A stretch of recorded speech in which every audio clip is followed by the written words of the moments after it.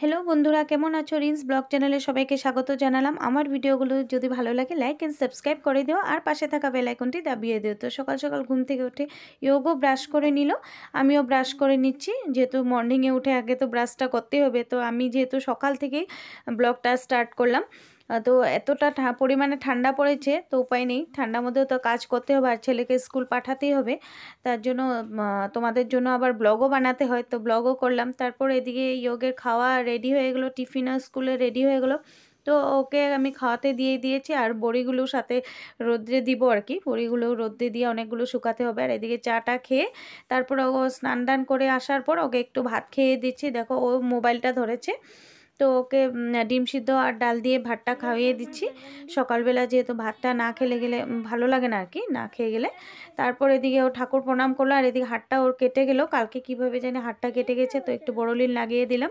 তারপর ও school time হয়ে গেছে, ও স্কুল চলে গেল। ও স্কুল চলে গেলে ঘর ঠান্ডা, আগেও সবসময় অনেকটা ভিডিওতেও বলেছি, ভালো লাগে না ও চলে গেলে। তারপর আরও বাচ্চারা স্কুল যাচ্ছে, ওদেরকে একটু উঠালাম। এদিকে মা ব্রেকফাস্টের জন্য ফুলকপি আর আলু সবজি করছে, তো রুটি আর ফুলকপি আলু দিয়ে ব্রেকফাস্টটা করে নিলাম।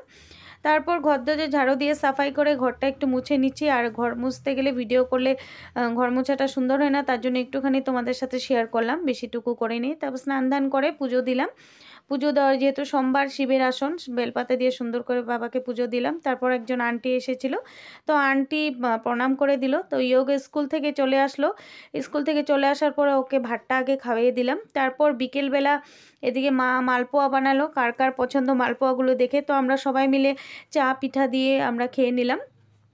কারণ কি এখন পিঠা সিজন চলছে, তো এখন এটাই হবে খাওয়া। তো ইয়োগ উঠছে না, তো হঠাৎ করে ওর বন্ধু চলে আসলো, তো ওর একদম খুব খুশি বন্ধুকে দেখে। তো দুই বন্ধু মিলে এখন খেলাধুলো করছে। ও একটু শুয়েছিল, তো ওকে উঠালাম। ওদের বলে এত গরম লাগছে, আমাকে বলে ফ্যান চালাতে, এমন একটা পরিস্থিতি। ওরা এতই দুজন, দেখো ওদেরকে দেখে আমাদের মেমোরিজ মানে মনে পড়ে গেছে, দুজনে শেয়ার করে দেখো খাচ্ছে। বেস্ট ফ্রেন্ড মানে স্কুলমেট, ওর বেস্ট ফ্রেন্ড আর কি ওর। তো দুজনে খুব খেলাধুলা করছে। ওরও বাবা ওকে নিতে আসতে, কিন্তু ও নিতে আসছেই আর কি, ও যাবে না, বলছে আর একটু খেলবো।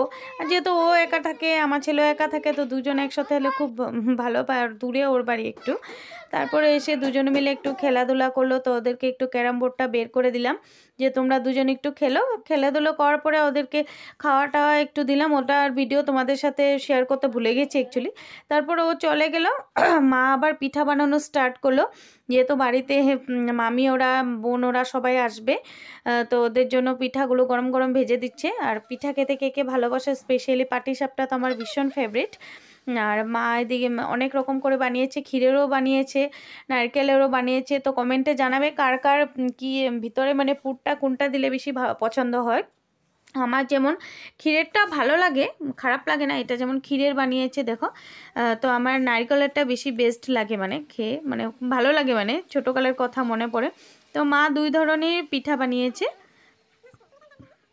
এই তো দেখো মালপোয়া হচ্ছে এদিকে। মালপোয়াগুলো দেখে খুব জিভে জল আসছে, সত্যি মালপোয়াটা খুব টেস্টি ছিল। তো এদিকে সবাই চলে আসছে, তো মা গরম গরম ভেজে দিচ্ছে, সবাই আলাপ ওলাপ করতে, সবাই বিজি কথা বলতে। তো ওদেরকে সবাইকে এখন পিঠা দেওয়া হবে। তো তো ওরাও পিঠা টিঠা খেয়ে বাড়ি চলে গেল, আমি এদিকে ইয়োকে পড়াতে বসে গেলাম। তো আজকে ভিডিওটা এখানে শেষ করলাম, বাই বাই।